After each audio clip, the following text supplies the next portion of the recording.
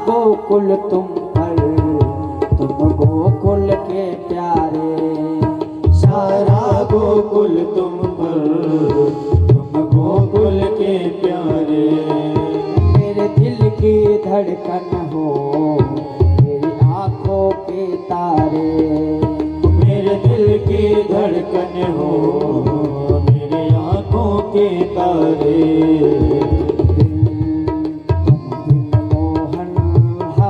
यहाँ रह ना पाएंगे, तुम बिन मोहन हम यहाँ रह ना पाएंगे। कैसे जिएंगे घनश्याम, गोकुल की नगरी को छोड़कर मथुरा नगरी के ना जियो मेरे श्याम।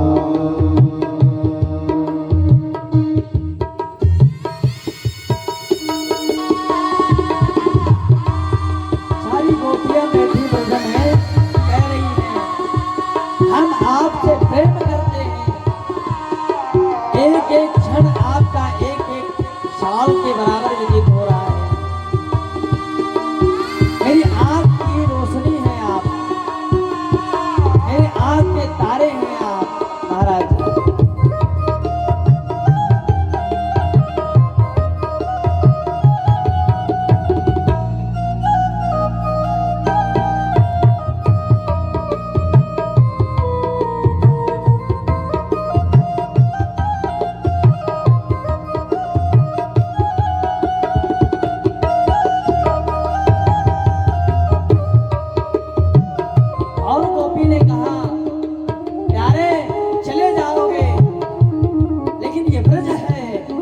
माखन चुरा लेते थे, खा लेते थे, आपको कोई कुछ नहीं कहता था। वो ब्रज नहीं है, वो मथुरा है। उस मथुरा की नगरी में माखन ना पाओगे, उस मथुरा की नगरी में माखन ना पाओगे। उस मथुरा की नगरी में माखन ना पाओगे। उस मथुरा की नगरी में माखन ना पाओगे। माखन तो पाओगे पर लूट न पाओगे। माखन तो पाओगे पर लूट न पाओगे। चोरी करके माखन वहाँ बाटो जाओगे। कंस कहे कारागार, चोरी गए तो छोड़कर मथुरा नगरी के ना जइयो मेरे साथ।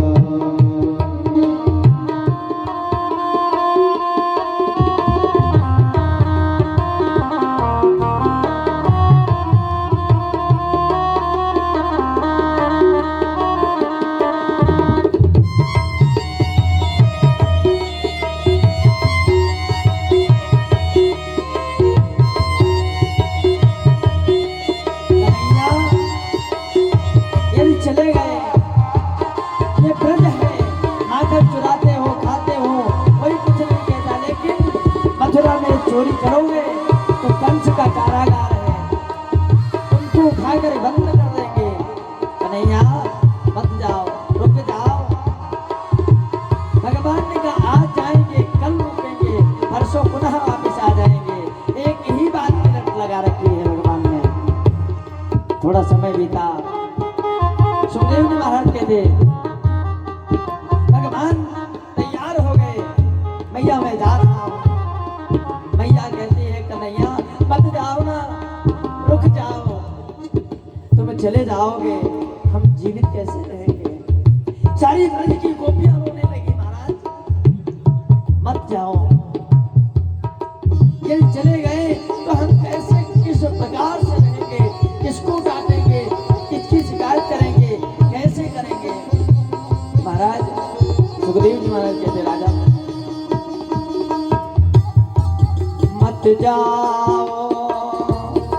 रुक जाओ मेरे श्याम मत जाओ मत जाओ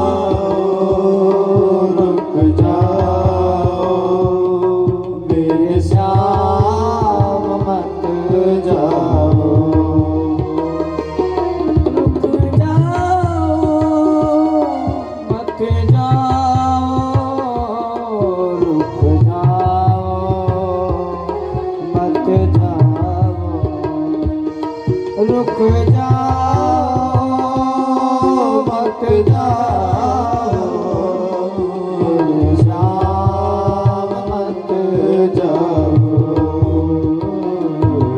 रुक जाओ प्रभु भगवान नहीं रुके चल पड़े हैं रथ आगे लगाया क्रूर जी महाराज ने खड़ा किया सब बैठ गए उस पे और बैठने के बाद भगवान भी आ गए बलराम जी महाराज भी आ गए आकर के बैठ गए और बैठने के बाद सुखदेव जी महाराज कहते हैं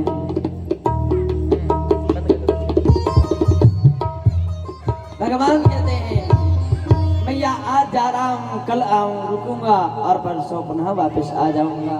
सुखदेव जी महाराज कहते धीरे धीरे समय बीता और भगवान रथ पर सवार हो गए सब रोते लगते रहे रथ के सामने आकर के सब लेट गए माई कन्हैया मत जाओ रुक जाओ लेकिन भगवान बहुत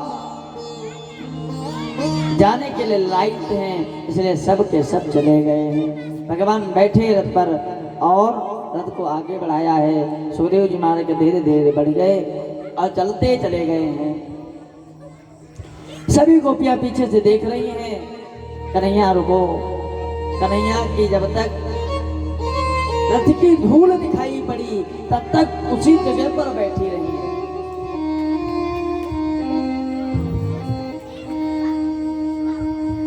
थोड़ी देर आप लोग रुक जाइए थोड़ा सा रुक जाइए क्योंकि कथा का माहौल भी बिगड़ जाता है ना बीच में कहाँ भगवान जा रहे हैं कहाँ तुम नाच गाना कर रहे हो हैं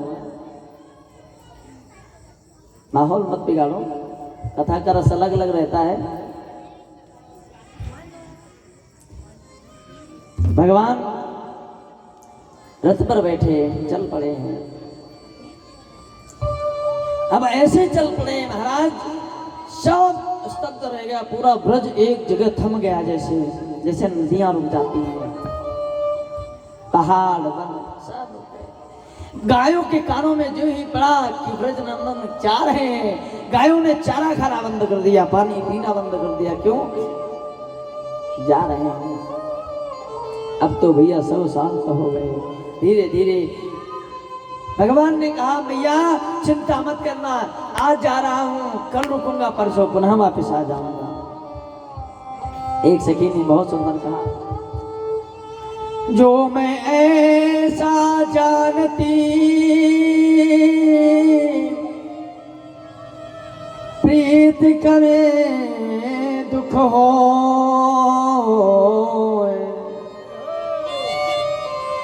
नगर ढिढोरा पीटती या सो प्रीति न करियो को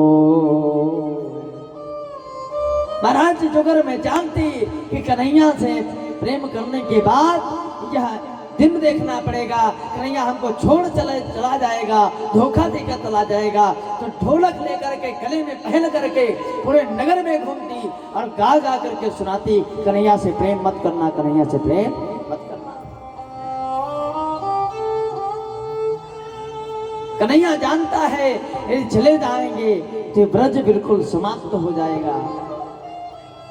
कन्हैया रुक जाओ ना भगवान ने कहा ना तुम कहती थी कन्हैया बहुत सताता है आज से कोई कन्हैया नहीं सताएगा। गोपियां रोने लगी प्रभु कन्हैया इतना तुमने अपने हृदय पे ले लिया मत जाओ। भगवान कहते ना अब तो हम जाएंगे फिर परसों आ जाएंगे। भगवान ने अक्रूर महाराज से कहा चलो बढ़ाओ उसको। जब ये बढ़ाया राधा रानी आकर के लेट गई तुम्हें कन्हैया जाना है हमारे ऊपर से रथ को निकाल करके चले जाओ इस तुम में प्राण नहीं रहेंगे जब तन ही नहीं रहेगा तो कोई मतलब ही नहीं बनता। कौन याद करेगा? भगवान उतर आए हैं रथ से, बहुत समझाया राधा रानी को। राधा रानी का ने कहा ना तुम आओगे नहीं मुझे पता है, लेकिन समझाया, समझ गई। परसों आ जाना कन्हैया, आ जाएंगे। रथ को बढ़ाया, सब बैठे वहीं पर स्तब्ध रह गए। और भगवान का रथ बढ़ते बढ़ते बढ़ते बढ़ते जा रहा है, पीछे धूली उड़ रही है, सब देख रहे हैं उसी तरफ।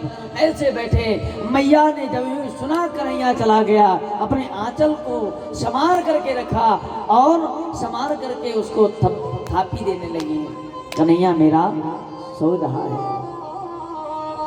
जोर से गोपी रोई। मैया ने कहा अरे सखी शांत हो जाओ, मेरा कन्हैया सो रहा है, जाग जाएगा, बहुत उधम करेगा। सखियों ने कहा मैया पागल हो गई है, मैया पागल हो गई है। जो ही कहा मैया पागल हो गई है। अब और ये सारे ब्रजवासी रोने लगे। सुखदेव जी महाराज कहते राजन भगवान धीरे धीरे धीरे धीरे मथुरा के करीब पहुंचे हैं। अक्रूर जी महाराज को भ्रम हो गया ये कैसा परमात्मा है, इसलिए अक्रूर जी महाराज ने यमुना में स्नान किया तो अंदर भी भगवान दिखे और बाहर भी। भ्रम दूर हुआ है। भगवान मथुरा पहुंचे हैं, क्योंकि भगवान ऐसा है कथा बहुत बड़ी होती है, लेकिन बात यह है समय भी है और भगवान की विवाह की भी कथा कहनी थोड़ी सी, तो इसलिए टाइम ना ज़्यादा हो, इसलिए जल्दी जल्दी में गाड़ी अपनी चल रही है। धीरे धीरे धीरे धीरे मथुरा पहुंचे हैं। शाम हुई, सुबह उठ करके भगवान ने कहा हमें नगर देखना है। सुखदेव जी महाराज कहते हैं भगवान पहले नंबर में कहाँ गए हैं? पहले नंबर में गए हैं मामा धोबी के पास। सबने कहा कन्हैया एक बात बता, मामा के यहाँ आ गए, ये फटे पुराने कपड़े पहनने कैसे लग रहे हैं? बढ़िया चकाचक होने चाहिए ना, मामा के यहाँ है। तो धोबी के पास गए। धोबी कौन है? वही धोबी है। याद करो वो जमाना सीता पे कलंक लगाया, वो वादा पूरा करना तुमको है आज बताना। वही धोबी है जो सीता पे कलंक लगाया था। भगवान पहुंचे, मामा जय सिया राम। और मामा ने कहा कौन मामा? किसका मामा? मैं तो जानता भी नहीं भैया। हाँ मैं कन्हैया हूँ। अच्छा कन्हैया हो, कंस का भांजा। और वाकई में जब ननिहाल जाया जाता तो सब मामा नाना दो ही लगते जाता था, चाहे किसको नाना कहो चाहे किसको मामा कहो, सब एक ही बात है। भगवान ने कहा मामा जय सिया राम। जय सिया राम। क्या चाहिए? मामा कपड़े दे दो ना। नाना तेरे बस की बात नहीं, कहाँ तुम गंवार, पढ़ा लिखा भी नहीं है, और ये कंस के कपड़े हैं, तुम्हें नहीं दे सकता। भगवान ने कहा दे रहा है कि नहीं दे रहा है? भगवान ने कहा ना नहीं दे रहा है, मैं नहीं दूंगा। जब कहा नहीं दूंगा तो जोर से फटकार लगाई, देना है तो दो और नहीं तो याद करो वो जमाना। फिर जो ही कहा तो कहा नहीं दूंगा, क्या करोगे? भगवान ने कहा फिर आओ। भगवान ने एक हाथ पकड़ा, एक बलराम जी महाराज ने पकड़ा और दोनों ने घूमना चक्कर लगाया और चक्कर लगा के आकाश मार्ग में घुमाया और घुमा कर पृथ्वी पर उसका गोविंदाय नमो नमः हो गया। बोले कृष्ण कन्हैया राम की जय हो। भैया सब के सब कपड़े ग्वाल ब्रजवासी जो थे बढ़िया बढ़िया कपड़े सब पहन लिए। अब कपड़े बड़े और सब छोटे छोटे। अब चल रहे लोग भगवान को ही देख रहे केवल। भगवान सोच रहे हमको क्यों देख रहे हैं? तो किसी ने कहा प्रभु एक बात बताऊं? हाँ बताओ। झाड़ू की आवश्यकता नहीं है। क्यों? कहा हम लोग आराम से लगाते जा रहे हैं ना, बराबर नगर साफ हो रहा है। पीछे मुड़ के देखा, ये तो बात सही है। श्री रामा ने कहा कन्हैया एक काम कर, कपड़े तो मिल गए लेकिन फिटिंग भी अच्छी होनी चाहिए। ढीले ढाले कपड़े ये तो सब सफाई कर्मी मालूम पड़ता, सफाई कर्मी नगर पालिका से आ गए हैं। अच्छा नहीं लगता ना कन्हैया। भगवान ने कहा चलो देखते हैं। भगवान पहुंचे दर्जी के पास। दर्जी से कहा भैया मेरे कपड़े ठीक ठाक कर दो ना। दर्जी ने बढ़िया कपड़े भगवान के सिए हैं, पहराए। दर्जी से भगवान ने कहा मांगो। दर्जी ने मांगा नहीं कुछ। भगवान से कहा प्रभु आपकी कृपा बनी रहे। भगवान ने कहा मैं तुम्हें वरदान देता हूँ, कलयुग में कपड़ा 100 रुपए का होगा, सिलाई 500 होगी। है ऐसा नहीं है, कपड़ा सस्ता मिल जाता है लेकिन सिलाई बहुत महंगी होती है। भगवान का वरदान है। भगवान और आगे बढ़े। किसी ने कहा महाराज जो गले में बढ़िया माला न पड़ी हो तो और आनंद नहीं आता है महाराज। सुदामा नाम का माली मिला है, भगवान को पुष्पहार पहनाए। भगवान ने वरदान दिया जाओ मैं तुम्हें वरदान दे रहा हूं, किसी भी मंदिर में यदि पूजा होगी तो तुम्हारी आवश्यकता बराबर होगी। आप कहीं भी जाइए माली के बगैर वहां पूजन नहीं हो सकता। माली के हाथ से पुष्प ले लीजिए, चाहे 4 दिन का हो, शुभ माना जाता है। इसलिए माली जहां भी आप नैमिषारण आइए तो सब मालियों की दुकान मिलेगी मंदिर के पास में। कहीं भी जाइए हर माली सब ज्यादातर रहते हैं। भगवान ने श्री दामा ने कहा महाराज सब कुछ तो बन गया लेकिन जब तक मस्तक पर बढ़िया चंदन न लगा हो तब तक ब्रजवासी की पहचान नहीं होती। आजकल के जमाने में लोग तिलक लगाना भूल गए। आज तिलक लगा लेते लोग तो कहते मुझे शर्म आती है। मैं तो कहता हूं जिस दिन आप तिलक नहीं लगाते उस दिन शर्म आनी चाहिए, तुम हिंदू हो।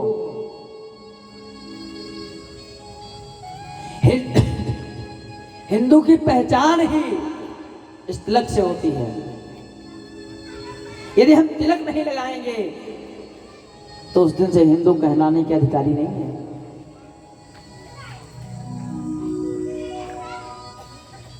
लोग तिलक लगा दिया जाता है तो भी थोड़ी देर बाद उसको हटा देते हैं।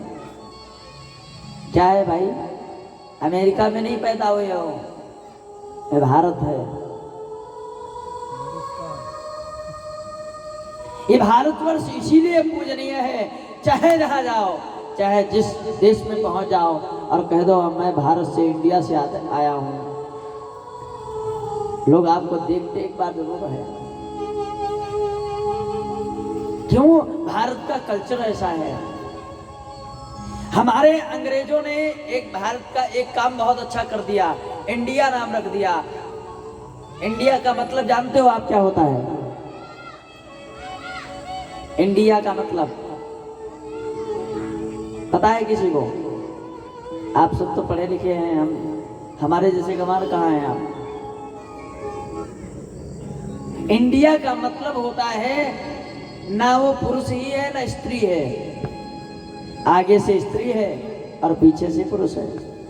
इन स्त्री, दिया माने पुरुष हो गया, इसलिए न आदमी है न स्त्री है। इन अंग्रेजों ने इसका अपने भारत का ऐसा नाम रख दिया, किसी काम का ही नाम नहीं रखा। अपना इतना सुंदर नाम था भारतवर्ष। इति भारतम नाम गिरीणितम नृपः। इस भारत के नाम से महाराज भाईचारे की वार्ता पता चलती है। भरत जैसा भाई होना चाहिए, उसकी पहचान है। शांतनु के बेटे भरत के जैसा बेटा होना चाहिए, जड़ भरत के जैसा भक्त होना चाहिए। उसी से तो पहचान मिलती है। भारतवर्ष हमारा महान है, जहां हम सब बैठे एकत्रित होकर के ये कथा सुन रहे हैं। हमारे कल्चर को आज विदेशी लोग अपना रहे हैं, लेकिन हम क्या करते हैं, हम विदेशों की कथा यहाँ लेकर आते हैं। ये सब छोड़ दो भैया, अपना कल्चर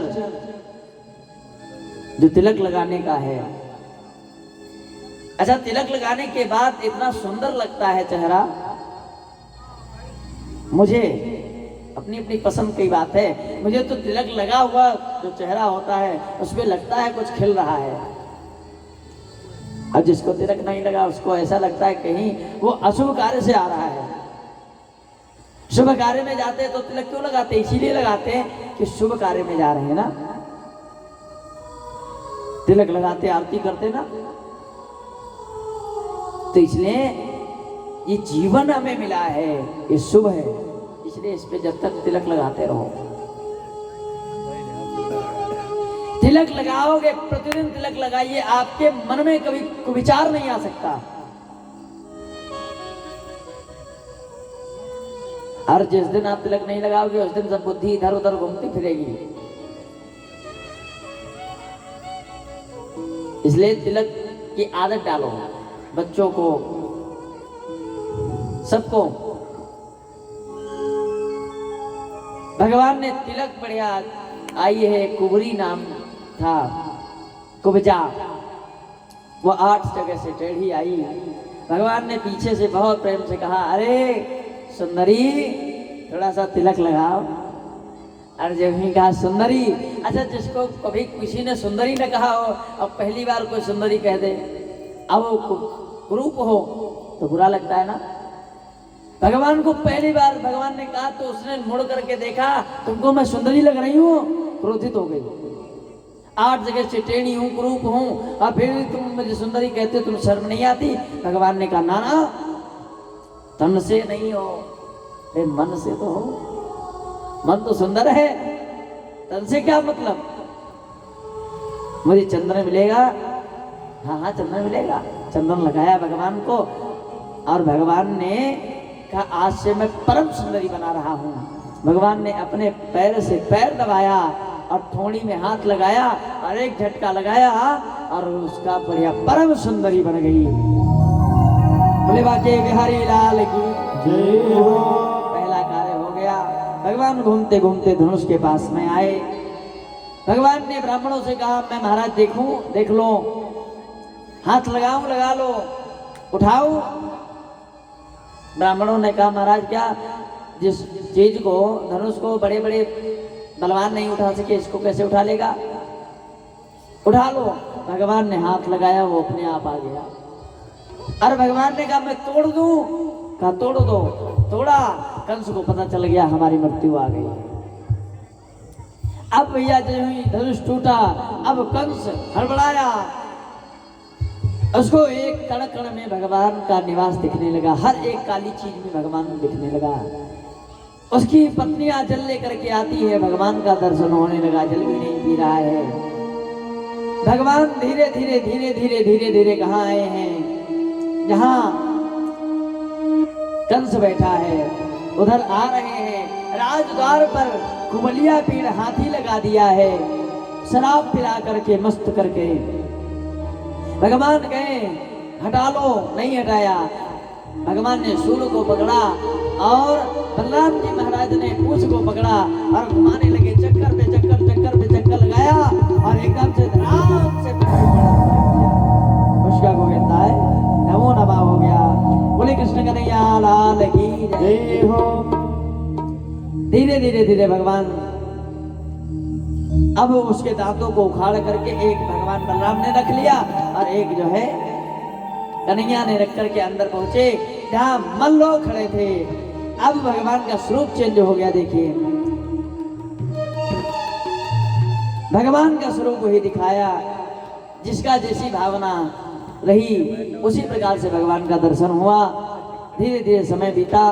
भगवान ने हल मूसल नाम के 2 दैत्य थे, उनका उद्धार किया और चारूर मुष्टिक का उद्धार किया और कंस को पकड़ करके पृथ्वी पर पटक दिया, केश पकड़ करके खींचा और एक मुष्टिक प्रहार किया, कंस का गोविंदा हो गया।